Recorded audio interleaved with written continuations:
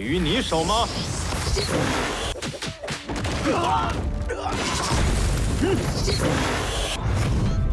把冉西送出。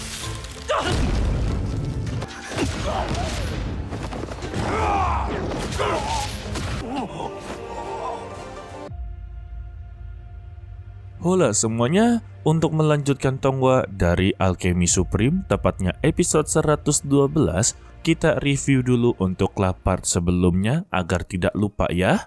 Tuan Muda Shinran menganggap kalau Petian tidak akanlah bisa menang melawan Gao Jian karena dia adalah ketua aliansi perdagangan. Tetapi tampaknya itu juga tidak didengarkan oleh Petian. Segala ancaman yang telah dikeluarkan, dia masa bodoh. Dan pertarungan mereka benar-benar terjadi. Disinilah Tuan Muda Shinran telah mengetahui kalau kemampuan dari Lord Petian itu melebihi jauh dari ekspektasinya. Sehingga dia terkena imbasnya dan langsunglah dibakar hidup-hidup oleh Su Petian guys. Begitu juga dengan Gao Jian yang telah memohon ampun agarlah tidak dihabisi. Pangeran Xiaoyou dipersilakan untuklah mengeksekusinya. Setelah dari semua itu juga, Ranxi meminta bantuan kepada Petian. Sementara di keluarga Ranxi, sang ayah dan sang kakek dalam keadaan khawatir, terus-terusan mempertanyakan kepada Ranxi apakah Petian akan benar-benar datang. Ranxi menenangkan mereka berdua kalau Petian pasti akanlah datang untuk membantu mereka. Hal ini membuat sang ayah menjadi begitu merasa menyesal.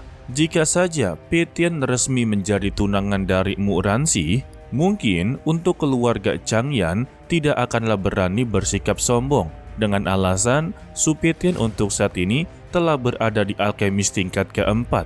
Ia sudah pasti dia sangatlah dihormati dan tidak akan ada yang berani untuklah menyinggungnya. Begitu juga berlaku dengan keluarga tunangannya. Tetapi faktanya mereka ini belumlah tunangan. Gara-gara sebelumnya Petian benar-benar diremehkan. Dan Ranxi menjawabnya, bukankah dulu mereka sangatlah membenci sosok dari Su Petian? Tetapi sekarang nama dari Petian sudah begitu sangatlah terkenal. Dan jika menginginkan Petian kembali menjadi tunangan, Ranxi merasa sangatlah tidak pantas untuknya. Mendengar itu, sang ayah merasa bersalah dan meminta maaf atas kesalahan dia sebelum-sebelumnya. Lalu sang kakek meminta kepada mereka berdua tidak perlu untuklah membahas hal seperti ini. Yang lalu biarlah berlalu. Lebih baik pikirkan cara agarlah kediaman Changyan membatalkan pernikahan dia dengan Ranxi. Tidak lama dari itu, datanglah seorang pria yang berasal dari keluarga Chang yang memiliki julukan sebagai Raja Perang. Dia datang secara tidak sopan, tetapi yang pasti kedatangannya untuklah menjemput Nona Ranxi ke kediaman Changyan untuklah bertunangan.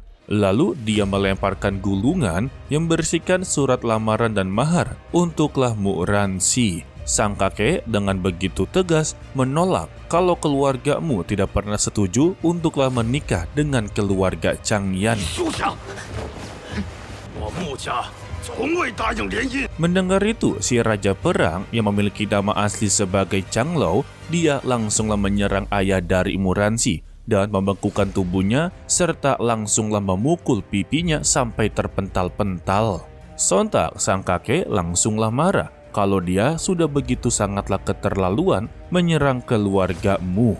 Tetapi ya apa daya guys, untuk saat ini keluargamu bukanlah apa-apa bagi keluarga Changyan. Status mereka sudah benar-benar di bawah. Intinya seperti warga biasa yang tidak bisa untuklah berbuat apa-apa.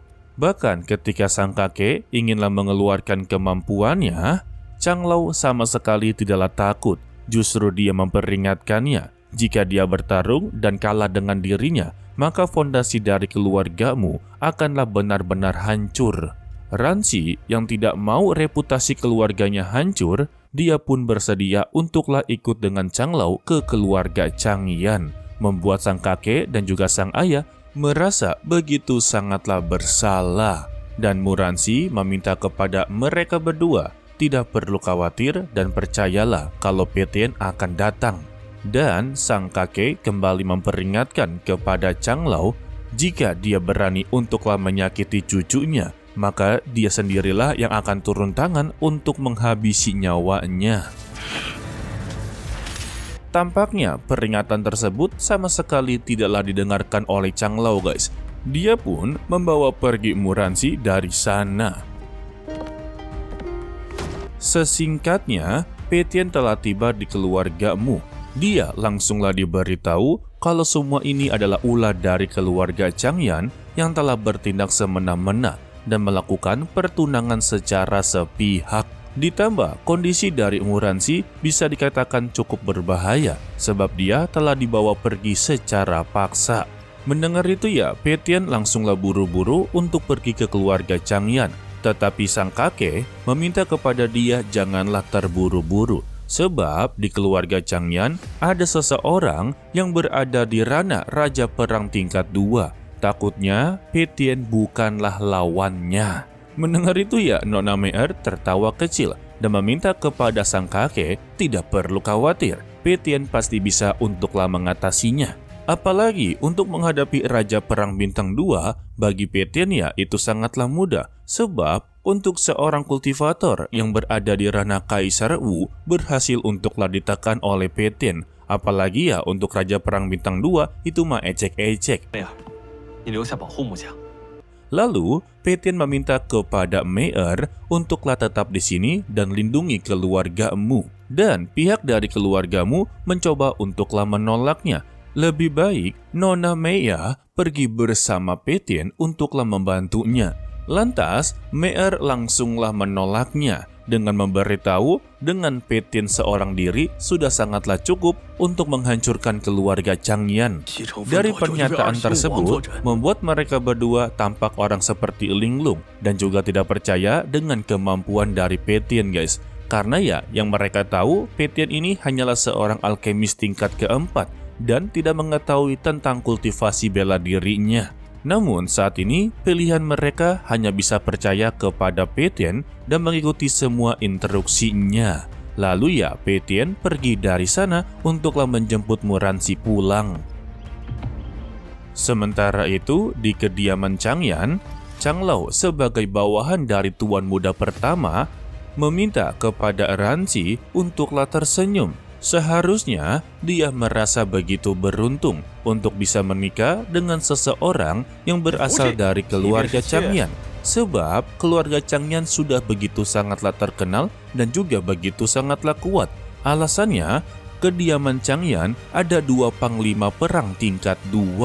Jadi, hanya keluarga Changyan sajalah yang memiliki raja perang tingkat 2 di kota Chilan. Jadi, jika dia mencoba untuklah menolak ataupun memberontak, bisa saja keluarga Changyan akan memusnahkan keluargamu.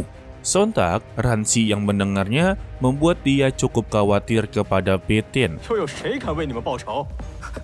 Sebab gara-gara dirinya, dia haruslah terlibat dengan keluarga Changyan. Tetapi ya secara tiba-tiba, terdengarlah suara teriakan para penjaga yang mengerang kesakitan. Ternyata semua itu adalah ulah dari Petian yang telah berhasil untuklah menerobos ke dalam keluarga Changyan. Mendengar adanya keributan, Changlao langsunglah keluar dari ruangannya dan akhirnya dia bertemu dengan Lord Petian. Lalu ya, Petian meminta kepada Changlao untuklah mengembalikan Muransi sekarang juga. Maka dia akanlah mengampuni keluarga Changyan. Jika tidak, maka jangan salahkan dirinya kalau dia akanlah mengacak-acak keluarga ini. Siapa sangka Changlao sama sekali tidaklah mengenali Su Petian, guys. Dia mempertanyakan namanya siapa dan setelah diperkenalkan, dia baru mengenali kalau Su Petian ini adalah peringkat pertama di konferensi pemurnian alkimia dari Kabupaten Chilan. Jadi dia sama sekali tidaklah takut karena baginya Petian ini hanyalah seorang alkemis. Sudah pasti tidak memiliki kemampuan bela diri. Waduh, salah besar bang. Changlao mempertanyakan apakah kedatangan dia di sini untuklah membela keluargamu. Lalu Muransi juga tiba-tiba keluar dari ruangannya, membuat Petian merasa begitu lega Ternyata dia sama sekali tidaklah disakiti. Namun ya, Muransi benar-benar begitu polos. Dia meminta kepada Peitian untuk pergi dari sini sekarang juga, karena nyawa dia sedanglah dalam bahaya. Waduh, ini mah anggapannya udah jauh-jauh datang, tiba-tiba disuruh pulang guys. Dan Changlou kembali memberikan peringatan. Dia harus tahu akibatnya. Jika berani menyinggung keluarga Changyan, maka nyawa dialah yang akan dalam bahaya. Apalagi dia malah mencoba untuklah membela wanita murahan ini. Mendengar itu ya, Peitian langsunglah menyerangnya dan meminta kepada dia jangan pernah menyebut Muransi sebagai wanita murahan. Setelah Changlou mendapati serangan, dirinya menjadi begitu kesal dan mengeluarkan pedangnya, yang berarti dia siap untuklah disakiti oleh Peitian. Lalu dengan begitu pedenya, dia melompat dan menerjang ke arah Peitian. Tetapi sayangnya, dia bukanlah apa-apa guys. Dirinya pun langsunglah dibekukan dan langsunglah dibuat terpental. Sembari berkata kalau mulut dia sudah begitu sangatlah kotor, jadi dia akanlah membantunya untuk mencuci mulutnya. Hahai. Merasa dirinya dihina, diremehkan, serta dipermalukan, Changlou sama sekali tidaklah terima. Dia kembali untuklah menerjang. Tetapi ya, dia ini bukan tandingan dari Peitian guys. Jadi hanya sekali gampar saja dia pasti terpental. Setelah mendapati 2 gamparan, bukannya menjadi kapok, malah semakin menjadi-jadi. Dia merasa kalau dirinya belumlah serius, sehingga dia mengeluarkan kemampuan bayangan cahaya es. Begitu juga dengan Peitian mengeluarkan tinju King Kong-nya. Alhasil ya, dia mendapati tinju bertubi-tubi.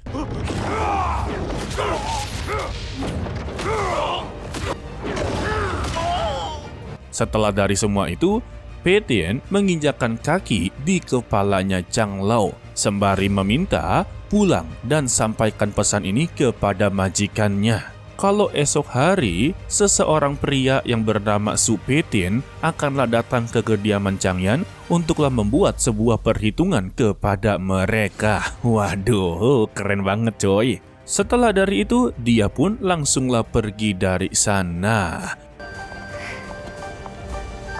Ini mah namanya idaman para ciwi-ciwi. Udah tegas, keren, kuat, jenius pula. Udah gitu MC utama pula. Aduh. Ya layaknya seperti manusia sempurna di mata para ciwi-ciwi.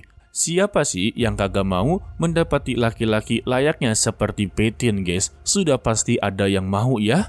Oke lah, sepertinya cukup sampai di sini saja dulu untuklah video kali ini. Mimin ucapkan terima kasih kepada kalian yang telah menonton sampai akhir. Pesan dari Mimin, tetaplah menjadi orang yang baik walaupun itu sangatlah sulit.